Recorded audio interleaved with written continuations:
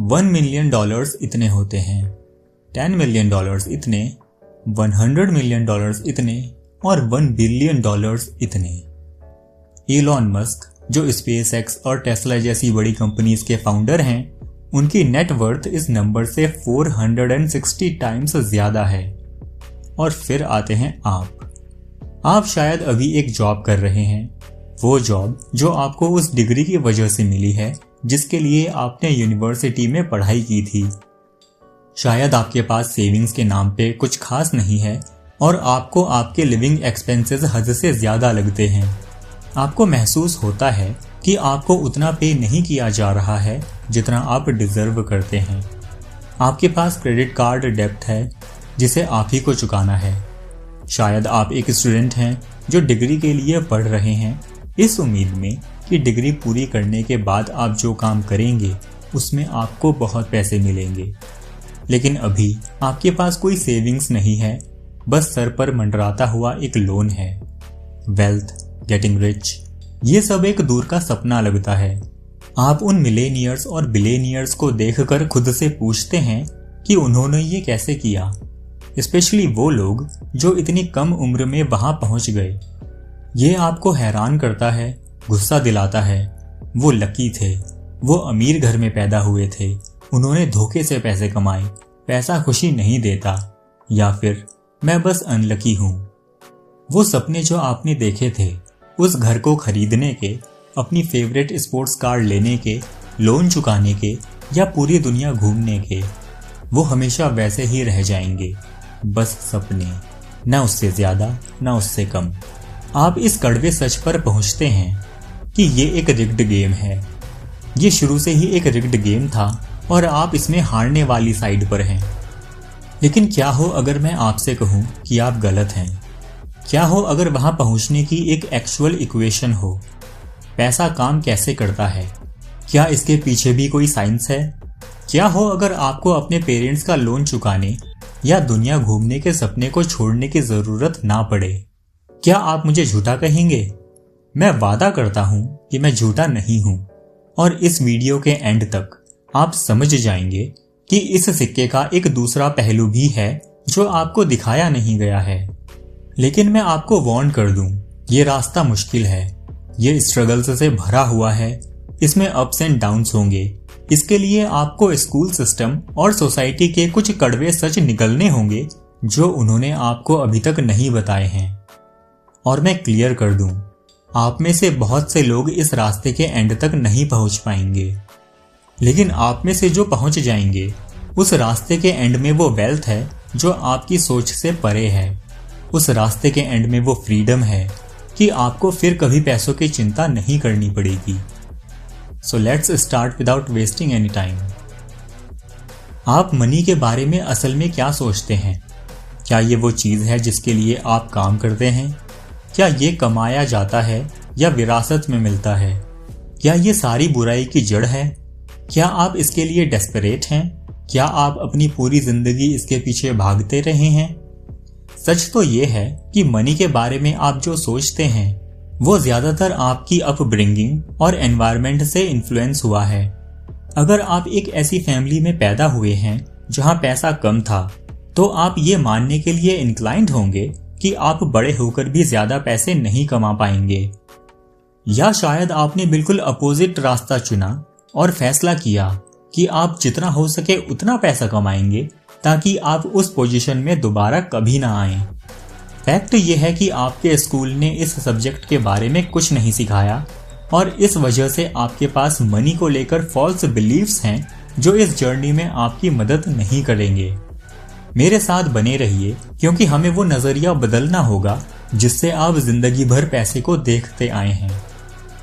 बॉलीवुड की हमेशा से आदत रही है वेल्दी और रिच लोगों को ईविल, धोखेबाज या करप्ट दिखाने की।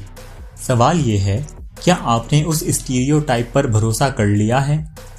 वेल्टेक्स की एक रीसेंट रिपोर्ट के मुताबिक दुनिया के अल्ट्रा वेल्दी लोग जिनकी नेटवर्थ 30 मिलियन या उससे ज्यादा है, उनमें से 68% सेल्फ मेड हैं और हर दूसरी स्टडी इस कंक्लूजन को सपोर्ट करती है। ऐसा क्या है जो इन 68% लोगों के पास है और आपके पास नहीं? सच ये है कि आपकी इक्वेशन ही गलत है। ये रहा वो 2 डायमेंशनल इक्वेशन जो आपको सिखाया गया है। Money is equal to the salary you get from your job. एक पॉइंट के बाद एजुकेशन का पूरा मकसद सिर्फ जॉब पाना रह जाता है। तो आप पूछेंगे इसमें गलत क्या है? मैं अज्यूम कर रहा हूं कि अगर आप ये देख रहे हैं तो आप पैसा कमाना चाहते हैं, बहुत सारा पैसा, और जितना जल्दी हो सके उतना जल्दी। अगर ये आपका गोल है तो पैसे जनरेट करने की ये इक्वेशन आपको वहां कभी नहीं ले जाएगी। हम सबके पास एक प्रेशियस रिसोर्स है, सबसे जरूरी रिसोर्स, और एक बार ये चला गया तो इसे वापस पाने का कोई रास्ता नहीं है। वो रिसोर्स है टाइम। एक स्टैंडर्ड जॉब में आप कितना पैसा कमाते हैं ये इस बात पर डिपेंड करता है कि आप कितना टाइम उस जॉब में देते हैं। अगर आप 50,000 रुपए पर मंथ कमाते हैं तो टोटल 1 करोड़ रुपीस तक पहुंचने में आपको 16 साल 8 महीने लगेंगे। लेकिन ये तब है जब आप 16 साल और 8 महीने के लिए कोई भी खर्चा नहीं कर रहे हो और कोई भी टैक्स नहीं दे रहे हो। और ये मत भूलिए कि इन्फ्लेशन आपके 1 करोड़ रुपीस की वैल्यू कम कर देगा। रियलिटी ये है कि 50,000 रुपयों की सैलरी पर आप सिर्फ बुढ़ापे में ही करोड़पति बन सकते हैं, वो भी कंजूस रहकर। और तब तक वो प्रेशियस रिसोर्स जिसे हम टाइम कहते हैं आपके हाथों से निकल चुका होगा। आपने वो सारा टाइम पैसे के लिए ट्रेड कर दिया और वो अमाउंट भी कुछ खास नहीं था। तो दोबारा आप खुद से पूछिए, ऐसा कैसे है कि लोग इतनी कम उम्र में सेल्फ मेड मिलेनियर्स और बिलेनियर्स बन जाते हैं? उनमें क्या अलग है? सच ये है कि उनके पास आपसे बेहतर इक्वेशन है। उनके पास पैसे को समझने का एक ऐसा तरीका है जो आपने अभी तक समझा ही नहीं है। Now pay attention.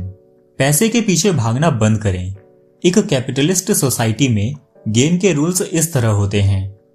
आपको उस परसीव्ड वैल्यू के हिसाब से पे किया जाता है जो आपके पास है, और जो लोग आपकी वैल्यू तय करते हैं वो मार्केट है, इकोनॉमी के कंज्यूमर्स। अब मार्केट आप भी हैं, आपके दोस्त, आपकी फैमिली, आपके पड़ोसी, आपका देश। लोग कंप्लेन करते हैं कि क्रिकेट प्लेयर्स को ओवरपे किया जाता है, लेकिन प्लेयर्स को मिलियंस मिलने के लिए पहले क्रिकेट इंडस्ट्री के लिए एक मार्केट होना जरूरी है। लोगों को क्रिकेट में वैल्यू दिखनी चाहिए, तभी वो मैचेस और मर्चेंडाइज पर पैसा खर्च करेंगे। और अगर मार्केट में क्रिकेट की हाई डिमांड है तो गैस कीजिए टॉप प्लेयर्स के साथ क्या होता है। उन्हें जेनरसली पे किया जाता है। ये इस बारे में नहीं है कि आप कितनी मेहनत करते हैं। एक क्लीनर जो हर रोज पसीना बहाता है और खुद को थका देता है, उसे डेस्क के पीछे बैठे अकाउंटेंट से बहुत कम पे किया जाता है। क्यों? क्योंकि मार्केट क्लीनर के काम की वैल्यू को अकाउंटेंट से बहुत कम आंकता है। सुनने में कड़वा लग सकता है, पर क्लीनर को किसी से भी रिप्लेस किया जा सकता है। उसका काम सीखना मुश्किल नहीं है, इसलिए मार्केट उसे अकाउंटेंट से ज्यादा पे नहीं करेगा। वो अकाउंटेंट जिसने नंबर्स पढ़ने में सालों लगाए और जिसने अपने क्लाइंट्स के टैक्सेस में हजारों रुपये बचाए। लेकिन फिर भी हमने अभी डिस्कस किया कि जॉब करना वेल्थ बनाने की सही इक्वेशन नहीं है, तो फिर हम अपनी परसीव्ड वैल्यू कैसे बढ़ा सकते हैं? इलॉन मस्क और जेफ बेजोस जैसे लोगों में ऐसी क्या बात है कि उनकी परसीव्ड वैल्यू इतनी हाई है? वेल्थ की इक्वेशन का पहला स्टेप सिंपल है। अगर आप पैसा चाहते हैं तो प्रॉब्लम्स सॉल्व करें। अगर आप 1 मिनट लेकर इस स्टेटमेंट को समझें तो आप रियलाइज करेंगे कि लगभग सारा पैसा इसी बेसिक प्रीमाइस पर चलता है। अगर कोई चीज प्रॉब्लम सॉल्व करती है तो लोग उस पर पैसा फेंकेंगे। अगर ये $1 मिलियन प्रॉब्लम है तो सॉल्यूशन आपको मिलियंस कमा कर देगा। अगर ये $1 बिलियन प्रॉब्लम है तो सॉल्यूशन आपको बिलियंस कमा कर देगा। सोचिए, Amazon जैसी साइट कितनी प्रॉब्लम्स सॉल्व करती है। स्टोर ना जाने का झंझट, डिलीवरी के लिए हफ्तों वेट ना करने का झंझट, प्राइसेस का सस्ता होना, एटसेट्रा। जेफ बेजोस ने $1 बिलियन प्रॉब्लम सॉल्व करने में मदद की और उन्हें इसके लिए फेवरेबली रिवॉर्ड किया गया। अगर आप पैसे के पीछे भाग रहे हैं तो आप गलत कर रहे हैं। ये सुनने में अजीब लगेगा, पर अगर आप पैसा चाहते हैं तो आपको पैसे की तरफ नहीं देखना चाहिए। आपको प्रॉब्लम्स ढूंढनी चाहिए और उससे भी ज़रूरी उन प्रॉब्लम्स के सॉल्यूशंस। और एक बार जब आपको वो सॉल्यूशन मिल जाए तो उसके अराउंड एक बिजनेस खड़ा करें। वेट, बस इतना ही? बस प्रॉब्लम्स सॉल्व करो और पैसा आ जाएगा? तो मुझे अमीर बनने के लिए नेक्स्ट अमेज़ॉन, फेसबुक या गूगल बनाना पड़ेगा? मजाक कर रहे हो क्या? मुझे कोडिंग नहीं आती। मेरे पास इतने बड़े स्केल पर कुछ शुरू करने का पैसा भी नहीं है। वेट, आप फिर से वही पुराने सोचने के पैटर्न्स में जा रहे हैं। हमेशा प्रॉब्लम से शुरू करें। अपने आसपास के मार्केट को एनालाइज करें। लोग किस चीज के बारे में कह रहे हैं कि उन्हें पसंद नहीं है? लोग क्या विश कर रहे हैं कि काश ये एग्जिस्ट करता? लोग किस चीज से फ्रस्ट्रेट हो रहे हैं? लोगों को क्या चीज इनकन्वीनियंट लगती है? क्या वो एक ऐसी प्रॉब्लम है जिसे आप सॉल्व कर सकते हैं? और क्या वो प्रॉब्लम सॉल्व करने लायक है? वेल्थ की इक्वेशन का फाइनल स्टेप है प्रॉब्लम का एक स्केलेबल सॉल्यूशन ढूंढना। आपका सॉल्यूशन बहुत बड़े मैग्नीट्यूड में लोगों को अफेक्ट करना चाहिए। अगर आप एक रेस्टोरेंट शुरू करते हैं तो ये स्केलेबल नहीं है। इसमें आप लोकल एरिया और वहां आने वाले लोगों तक ही सीमित हैं। लेकिन एक रेस्टोरेंट की फ्रेंचाइज, यस, वो ज्यादा स्केलेबल है। क्या आपका सॉल्यूशन कोई सॉफ्टवेयर है? इसका मतलब एक बार सॉफ्टवेयर बन गया तो आप उसे ऑनलाइन इन्फिनाइटली स्केल कर सकते हैं बिना प्रोडक्शन या शिपिंग कॉस्ट की चिंता किए। जॉब के साथ इन्फिनाइट स्केल ढूंढना इम्पॉसिबल है। लेकिन अलर्ट रहें, क्या आपका सॉल्यूशन पैसे बनाने के लिए आपका टाइम मांगता है? मान लीजिए आप एक योगा टीचर हैं और 200 रुपये पर आवर चार्ज करते हैं। कॉन्ग्रेचुलेशंस, आपने अपने लिए बिजनेस के भेष में एक और जॉब ढूंढ ली है। एक दिन में आप लिमिटेड योगा लेसन्स ही ले सकते हैं, इसलिए आपकी इनकम टाइम बाउंड है। लेकिन अगर आपने एक ऑनलाइन योगा क्लास क्रिएट की है जो 24/7 चलती है, तो उन लेसन्स के साथ जो आपने सिर्फ एक बार रिकॉर्ड किए हैं, आप उन लेसन्स को बहुत से लोगों को सेल कर सकते हो और अब ये बिजनेस स्केलेबल है। अपने सॉल्यूशन को स्केल करना यहाँ क्रिटिकल है, तो इस पॉइंट पर कंफ्यूज मत होना। ऑटोमेशन भी एक इम्पॉर्टेंट रोल प्ले करता है। सिस्टम्स और प्रोसेसेस आपके बिजनेस को एक स्मूथ मशीन की तरह चलाएंगे अगर सही से इम्प्लीमेंट किए जाएं। अगर आपके बिजनेस में कुछ ऐसा है जो आप आउटसोर्स कर सकते हैं या किसी एम्प्लॉय को हायर कर सकते हैं तो करें। खुद सब कुछ करना एक बुरी चीज है क्योंकि ये बहुत टाइम कंज्यूमिंग होता है। चाहे आपको लगे कि आप बेस्ट हैं, लेकिन कोई ना कोई ऐसा जरूर होगा जो आपसे बेहतर काम कर सकता है। एक बार आपने सॉल्यूशन ढूंढ लिया तो ये आपका काम है कि वो सॉल्यूशन मार्केट में सबके लिए एक्सेसिबल हो। ये आपकी ईगो के बारे में नहीं है और ना ही आपकी पैशन के बारे में है, क्योंकि मार्केट को आपकी पैशन से कोई मतलब नहीं है। अब जब आपका प्रॉफिटेबल बिजनेस सही सिस्टम्स और प्रोसेसेस के साथ चल रहा है, तो अब टाइम है आगे बढ़ने का और अपनी मेहनत का फल पाने का। इस पॉइंट पर आपके सामने दो रास्ते होंगे। या तो आप अपना बिजनेस कंटिन्यू करें या कैश इन करके उसे बेच दें। यह है एक्विजिशन, वो मोमेंट जब कोई उस सॉल्यूशन को खरीदता है जिसके अराउंड आपने सालों मेहनत करके बिजनेस बनाया है। फेसबुक ने इंस्टाग्राम को $1 बिलियन में खरीदा था।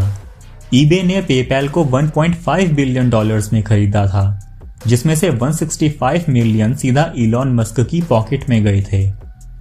ये वो जगह है जहां आपकी कंपनी बनाने की सारी मेहनत रंग लाती है।